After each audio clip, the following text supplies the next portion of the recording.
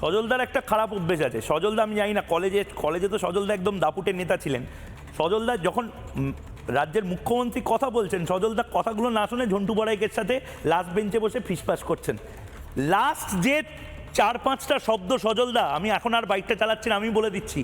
তিনি বলছেন 1 লাখ কর্মসংস্থান হবে দেউচা পাচামিতে, দারুণ কাজ এগোচ্ছে এবং 100 বছর আমাদের পাওয়ার নিয়ে ভাবতে হবে না। আমাদের মানে পাওয়ার মিনিস্টারের অবস্থা খুব খারাপ, এখন পাওয়ারের কোনো ঘাটতি থাকবে না। সজলদা, এরপরে আপনি না শুনে ঝন্টু বড়াইকের সাথে আপনি কথা বলছেন। সজলদা বলবো, বলুন। আমার কি খেয়ে দিয়ে কাজ নেই? ভর সন্ধেবেলা বসে বসে এই গুলগপ্প, এর থেকে আমার ঠাকুমা বেঁচে থাকলে ঠাকুমার ঝুলি থেকে 2-4টে গল্প বলতাম। রাক্ষসের গল্প, খক্ষসের গল্প, সেগুলো অনেক ইন্টারেস্টিং ছিল। এই এক মিথ্যে, এক ঢপ কত শুনবো? আপনাকে প্রথম কথা বলি শুনুন, উনি 2 কোটি মানুষের চাকরি দিয়ে ফেলেছেন, আর চাকরি করার লোক নেই মশাই পশ্চিমবঙ্গে। 2 কোটি মানুষের চাকরি দিয়েছেন, ভোটার লিস্টে 7 কোটি মানুষ আছে। 70 বছর 80 বছর তাদেরও ধরে নিচ্ছি যে তারাও চাকরি করছেন। আপনি বলুন তো, প্রতি 7 জনে 2 জন করে তাহলে মানুষ চাকরি করে মমতা ব্যানার্জির দেওয়া। তারপরে এই 1 লক্ষ লোকের কথাটা শুনবো কিসের জন্য? 1 কোটি না, আজকে কত দেবেন বলেছেন? 1 লক্ষ। আবার 1 কোটি? 1 লক্ষ। আচ্ছা, 1 লক্ষ। তাহলে এই 2 কোটি যে দিয়েছে তার থেকে 1 লক্ষ শুনবো কেন? আচ্ছা, এর কোনো কথা হলো?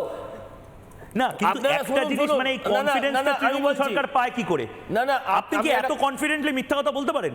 মানে এই কনফিডেন্সটা তৃণমূল নেত্রী পাচ্ছেন কি করে? আমি কি করে পাচ্ছেন জানি না। কাগজ দেখাচ্ছে। আমার তো জগন্নাথ চ্যাটার্জিকে প্রথমে মনে হচ্ছিল ঢপ মারছে, তারপরে জগন্নাথ চ্যাটার্জি দেখলাম প্রেস কনফারেন্সের লেখা দেখাচ্ছে।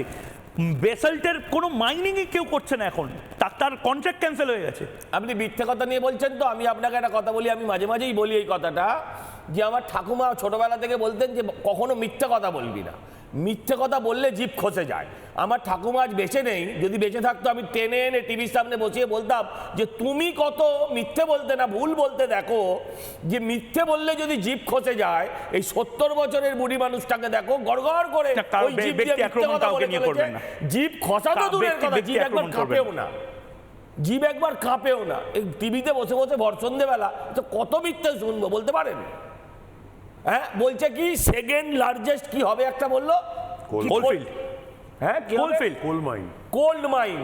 আচ্ছা ভাই, কোল্ড মাইন তো ছেড়ে দাও, ওখান থেকে 2টো গোল্ড মাইন তুলে ফেলেছে, একটা হচ্ছে ওর ভাইপো আর একটা হচ্ছে লালা। শিল্পপতি পাওয়ার বদলে আমরা লালা পেয়েছি ওখান থেকে। আমি বাকিদের কাছে আসবো, কিন্তু তার আগে আজকে মমতা বন্দ্যোপাধ্যায় খুব ইন্টারেস্টিং কয়েকটা কথা বলেছেন, ইংরেজিতেই বলেছেন। মমতা বন্দ্যোপাধ্যায়, মানে এটা আমি জানি না, মানে বড় বড় অর্থনীতিবিদরা যদি এই মডেলটা অ্যাডপ্ট করেন তাহলে অনেক দেশ বদলে যেতে পারেন। মমতা বন্দ্যোপাধ্যায় আজকে লজিক দিয়ে বুঝিয়ে দিয়েছেন কেন ভাতা উনি দিচ্ছেন। ভাতার 1000 টাকা দিচ্ছি, সেই 1000 টাকা নিয়ে তুমি কোনো ইন্ডাস্ট্রি করো বলছেন। তুমি সেই 1000 টাকাটা নিয়ে ঘুগনি বেচো, বা 1000 টাকাটা মূলধন হিসাবে, সত্যিই তো ঠিকই, অনেক বড় বড় শিল্পপতি আমি শুনেছিলাম 800 টাকা পকেটে নিয়ে শিল্প শুরু করেছিলেন। মানে মমতা বন্দ্যোপাধ্যায়ও এরকম বড় কোনো ধীরুভাই আম্বানি বা রতন টাটা বা আদি গোদরেজকে তৈরি করার ইন্সপিরেশন দিচ্ছেন। বলছেন আমি তো ভাতাটা দিচ্ছি 1000 টাকার, ওই 1000 টাকাটা জমিয়ে তুমি একটা শিল্পের কিছু করো, hand to hand delivery. Salute. মেসিকাণ্ডের পরে আরও বেশি করে স্যালিউট জানাতে ইচ্ছা করছে তৃণমূল সরকারকে। দেখুন what Bengal can do, nobody can do.